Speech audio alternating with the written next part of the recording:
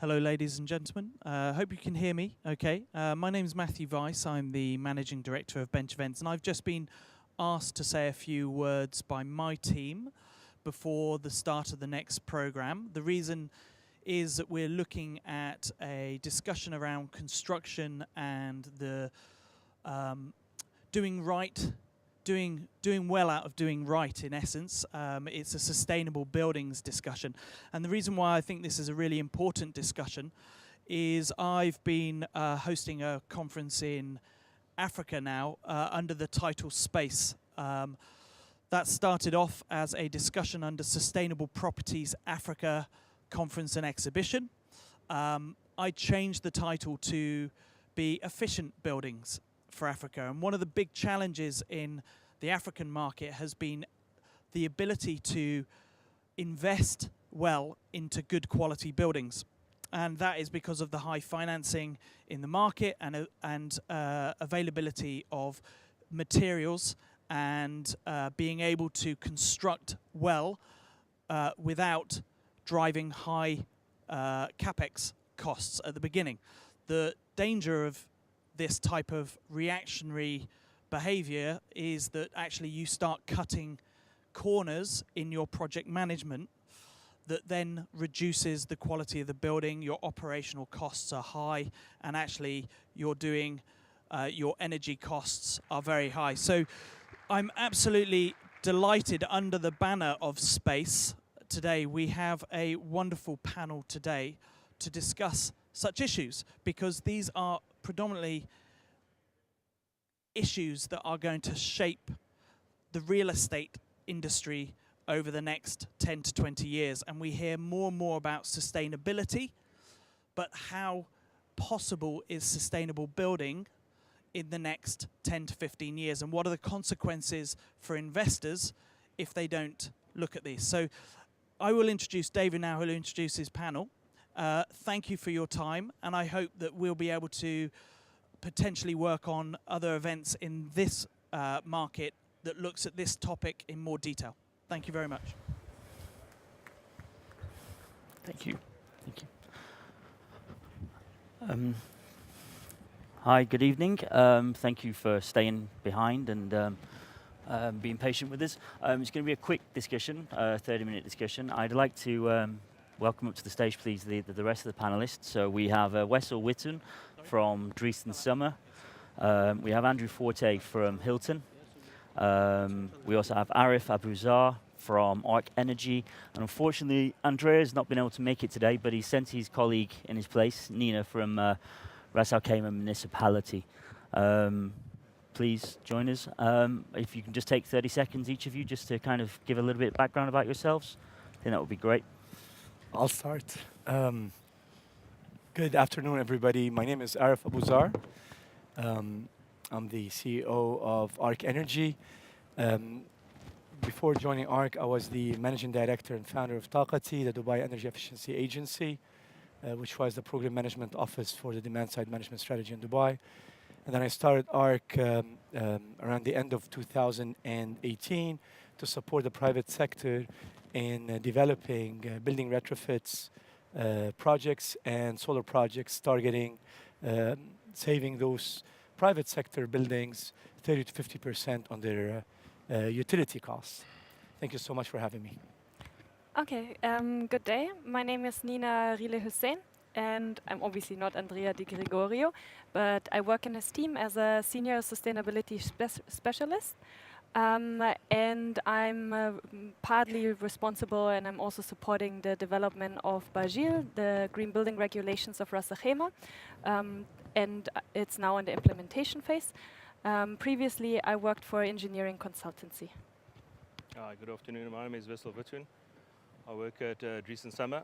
Been in Dubai since 2002. Originally from the construction background, moved into the development background, and been doing developments for over 20 years. From concept stage to completion. Good afternoon, I'm Andrea Forte, Vice President for Architecture, Design and Construction.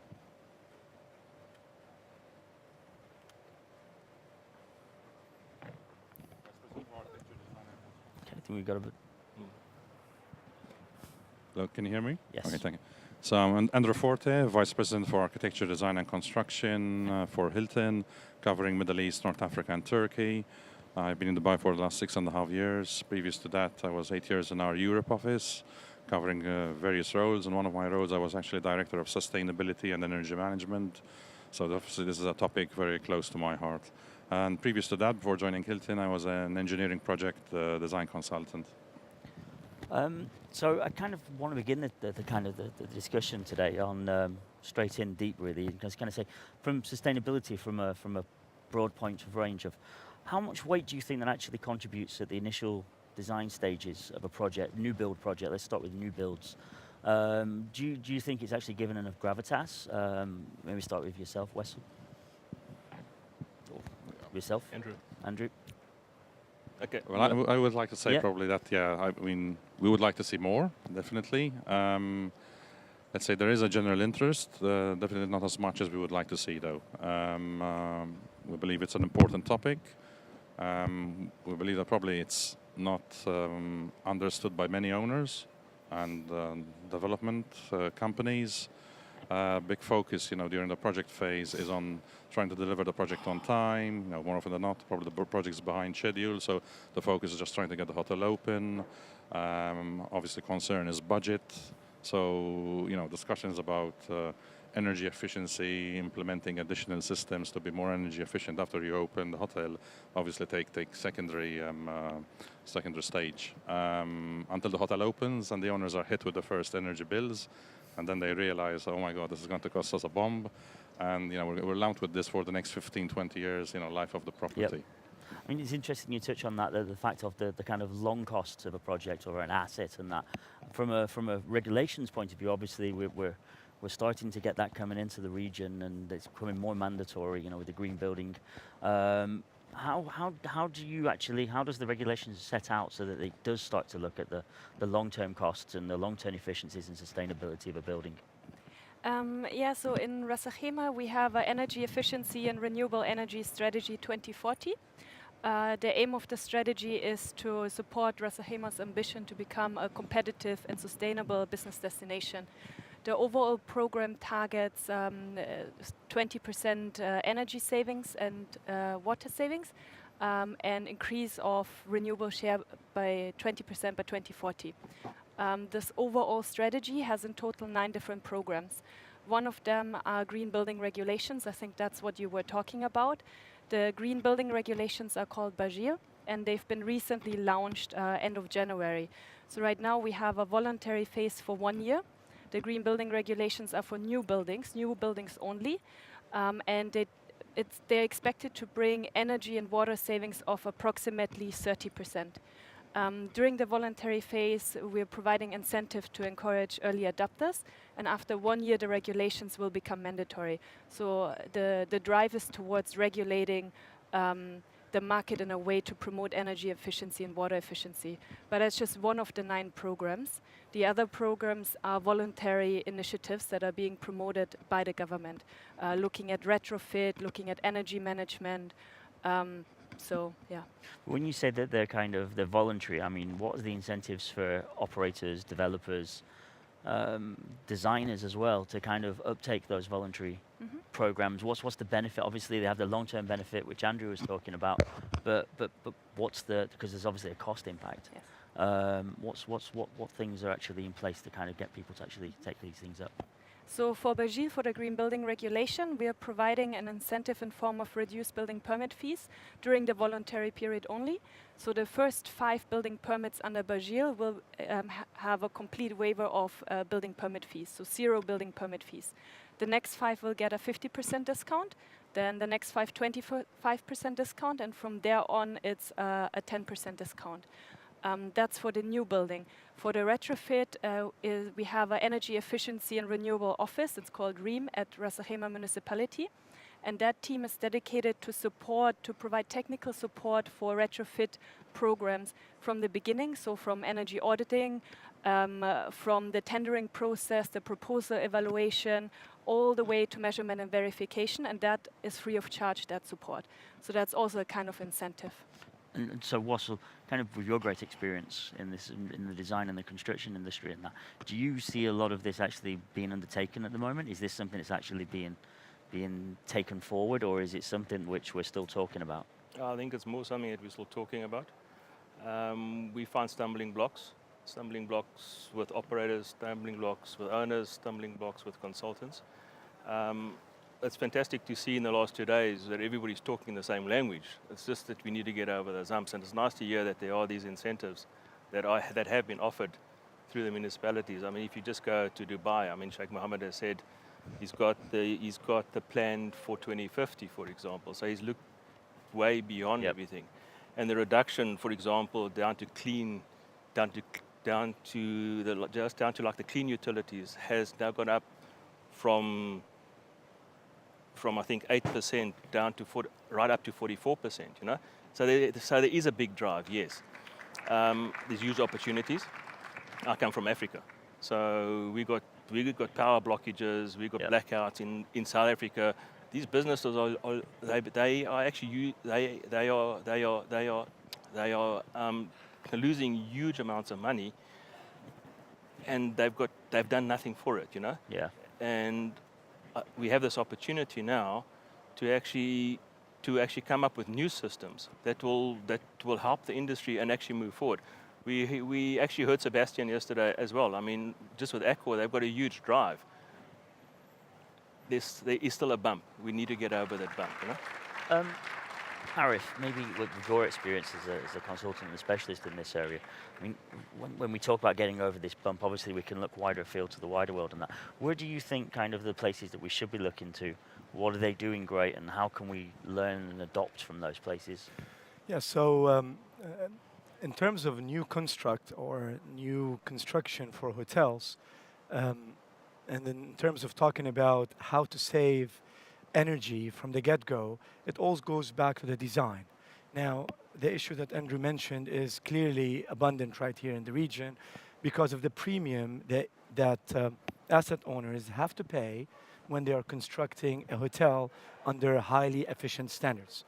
However, that premium, I think, and we've found out through a lot of assessment, that it actually doesn't have to exist.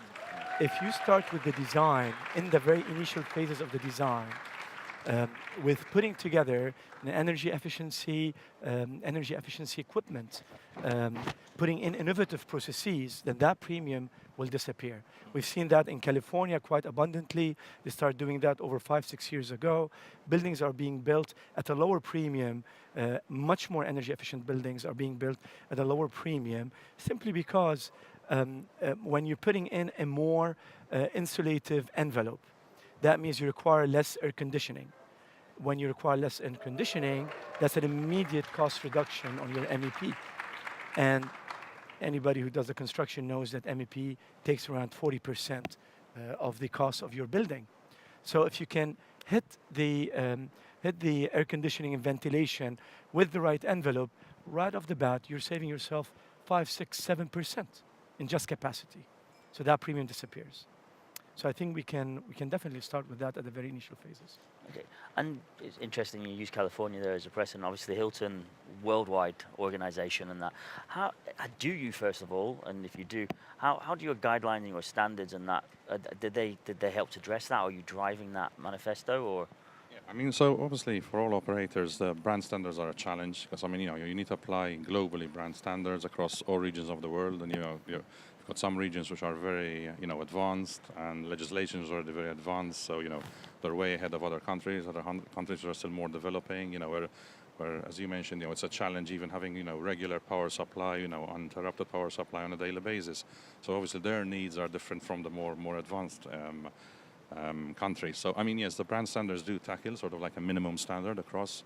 But then really, it's not sort of mandating it through the brand standards, but it's more education of owners and development teams, and sitting down with owners, trying to explain why we should be putting these things and what the return on investment is. So I mean, one job which we do and across EMEA is we've got what we call the innovation committee.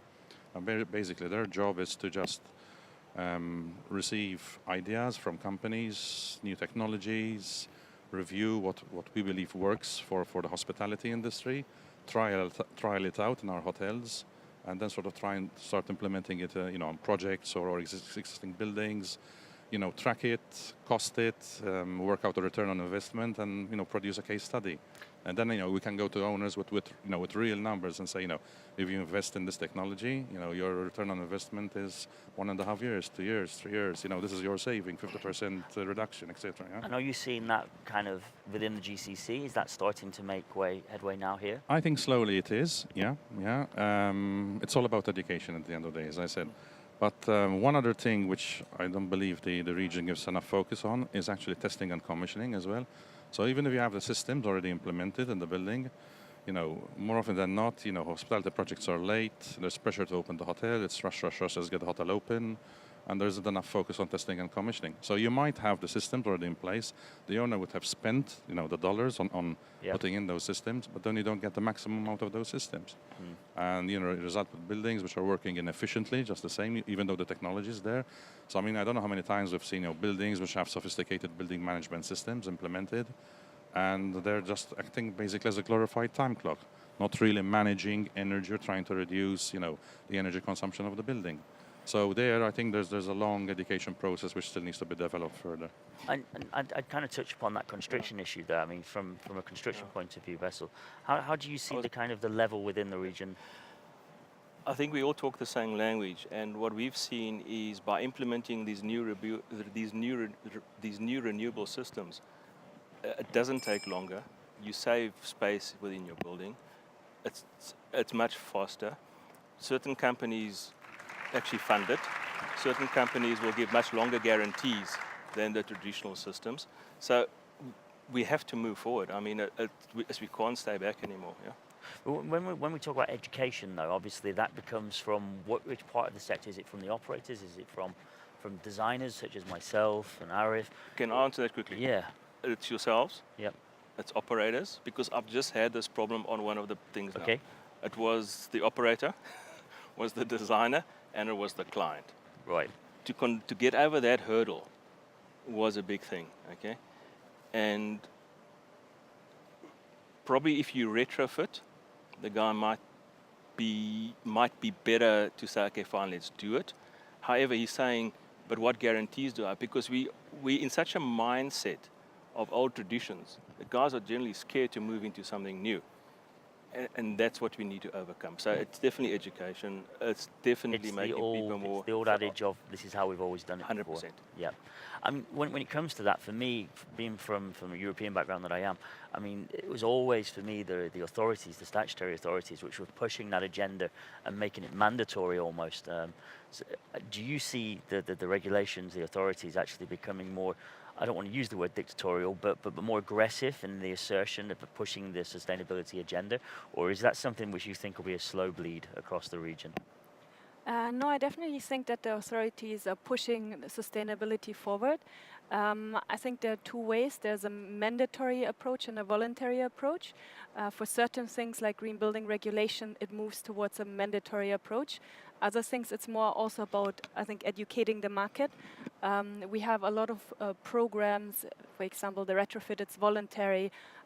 We did the first 3 retrofitting that we provided the technical support here in Wessel. We have over 40 projects in the pipeline, and we're targeting over 3,000 buildings to be retrofitted by 2040. And that's just from I'm not talking about there are also private retrofits ongoing, but these are the ones that the Wessel Municipality provides full technical support. We have some pilot projects for solar as well, solar rooftop. And I think this is exactly what we need to raise the awareness and to provide guidance to the market to push that agenda forward. It's interesting you touch on the retrofit. That's kind of where we're moving into. Obviously, that's a massively growing sector in the region, and as our building starts becomes more aged and our technology starts to come to the end of its lifetime, what as the panel do you see the problems going forward on that, and more importantly, what are the opportunities for operators, end users, and that when it comes to retrofitting? I'm happy to. What's nice with what's nice with either new or just like the retrofit. Generally, the renewable energy systems all work on smart technology now. So you can isolate problems, you can direct to problems, you can manage the problems, you can implement new systems, for example. Whereas the older systems, you actually stuck within that system. So I think it's an ideal opportunity, especially with hotels coming through now the 10, 15, 20-year time, is to retrofit. But it comes back to education. And with the help of the municipalities and things like that, maybe by offering incentives, I think it can work. I think the incentive is probably a very important point, because for me, obviously, when we do that retrofit, there's got to be a financial For sure. Offset, and I don't know if you can help us on this one, because it's kind of like, where is those opportunities? What are the costs of those retrofits, and what's the time frame, the turnaround from that investment through to the return, and then the additional profit, shall we say? Creating the opportunity is extremely important, and usually comes from a need. The client knows, is very well aware, as Andrew mentioned, that their costs are going up the roof in terms of energy consumption. Today, if you examine what's happening to the hospitality sector, we are in a hotel conference, the key challenge that every hospitality operator, asset owner is facing is improving their net operating income at a time that they are under tremendous pressures in terms of revenue. They need to protect their revenues. They can't really manage the revenues anymore. Costs are going up the roof, so they need to manage the costs. Now, when we're talking about the costs, there are the OPEXs that we can understand, and there are OPEXs we can't do much about. The ones that we can understand is electricity, water, district cooling, diesel, and gas.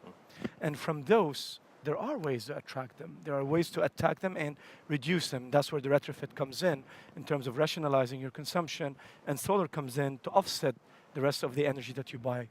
Now, what we have faced in the market, and when we talk to clients, there are three key issues that we're facing in the market, in addition to funding that everybody is talking about. But the very first one is awareness and confidence. Just them understanding and feeling comfortable about retrofit being actually quite effective. And we've seen around 70% of the clients that we talk to, they're just simply not confident about that. Even though if you look at what has been done simply in Dubai, there are over 2,400 buildings that have been retrofitted over the past 4 years, over 207 gigawatt hours that have been saved. That means it works. And the second element is having the capability within your team to do this work, the knowledge.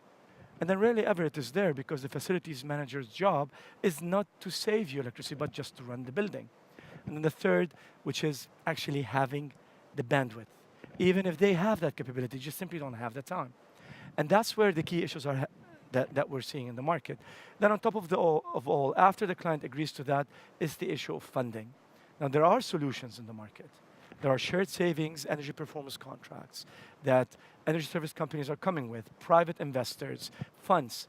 They're willing to fund these investments. They're willing to sign up an agreement, which is 5 to 7 years, to fund that project, to make your building more efficient, make your living standards better, and then help you with the capital appreciation. Remember, you're putting in new equipment. You're putting in new BMS system. You're changing the lighting. You're changing the air conditioning. People will be more comfortable living in your building. So these solutions are there. And then personally, we've been interacting with clients like that over the past at least 5 years. And we're seeing more and more people jumping onto this retrofit bandwagon. And I think this is the future. Hotels want to save money, and they don't have money to spend on their equipment. That's one solution. Shared savings, energy performance contracting. It is there. And are you seeing this trend as well then from a construction point of view, with the work that you're carrying out at the moment? Or yeah. We've also been talking to like numerous people, and they will fund, number one. They'll also guarantee their equipment for 20 years. There's nobody in this market today on the traditional system that will guarantee for 20 years. 1 year, 2 year max. These guys will do it for 20 years. They are so confident with their systems that they're happy to come and show it. And these are the stumbling blocks we have to work through. And so, kind of, Nina, you mentioned earlier this is, from a retrofit point of view, it's completely voluntary at the moment.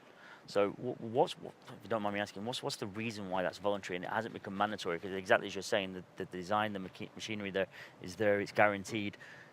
The knowledge base is there, yeah. And the drive, I assume, is there from the operators. What's the reason why it doesn't become a mandatory? Just before Nina answers that, yeah. The one firm that we've been working with, this guy is a professor. He's a professor through 3 universities. He worked for NASA in artificial intelligence. And he said to me, Wessel, it's easier to work for NASA and to bring a new system into the market. There's the answer. Okay, sorry, Nina, I interrupted you. No worries, no worries. I think that's a really simple answer. If you have a new building, you need to obtain a building permit in order to start construction. So as part of the building permit, you can introduce regulations for energy efficiency, for water efficiency, and the new design has to comply with the regulation. An existing building already obtained the building permit and got the completion certificate. So there's no mechanism to enforce it for existing buildings, other than providing incentives, encouraging the markets, providing support. And what we had before, it makes sense, it makes economic sense, because they're saving money. So it should be a rational decision to go for a retrofit. Okay, we're coming down to the last 5 minutes, and I want to do some Q&A in the room. If we could just finish each of you, just one of you, just if you could just give me a very brief snapshot of kind of where do you think we currently sit with sustainability within our sector, the hospitality and the design construction sectors, and kind of how confident you are going forward of the improvements, or not confident, if you wish. Start with yourself. I believe the hotels will be leading the charge. They are a major consumer of electricity within our economies. They are driven by revenue, so they're commercial entities. And definitely, if we're talking about a 15 to 30% saving on their OPEX from working with electricity, district cooling and whatnot, we're talking about a 5 to 7% increase on their revenues. And that's a big number for operators and asset owners and all alike. I think it's just a matter of time for them to pick up. Nina? I think we're on the right way, but we all need to work together, and awareness is the key item to make it work. So, yeah. I think it's still too slow. I know that guys can save between 40 and 70% on their utility bills by doing this. And I'd like to put out a challenge to everybody to say, come guys, let's put our money where our mouth is, and let's move forward as a team together, and let's make it happen. I mean, proof are in the numbers, and through our Travel with Purpose program, which we initiated in 2008, so over 10 years, between 2008 and 2018, we managed to reduce 20% in energy and water consumption over our managed estate globally, and 30% in CO2 emissions and waste. And that delivered, we calculated, in excess of $1 billion savings. And on the back of that, we now have our 2030 targets. So we've now been mandated by our CEO to halve our consumption based on our 2018 benchmark. So that's a real aggressive target. Yes. But listen, we've proved it. You know, the numbers prove it. It can be done, and we will keep on pushing. And I mean, again, it's education. So I mean, you've got your low-hanging fruit. You know, you've got your team educating all the team members and the hotels. You know, on how they're operating the building. But one other thing also which I need to mention is that what you don't measure, you can't reduce. If you don't know you're actually what you're consuming, then how are you going to actually start looking at, how are you going to reduce it? So really, first it's installing meters, metering, seeing what you're consuming, and then figuring out how you're going to reduce it. Thank you. If there's anyone out that kind of any questions anywhere? Okay, I think you've answered everyone's questions. Obviously, that's obviously a great session. Cool. Thank you very much for your time. And the organizer would just like me to remind everybody that the buses will be leaving at 6:30 from the front. Okay. Thank you. Thank you.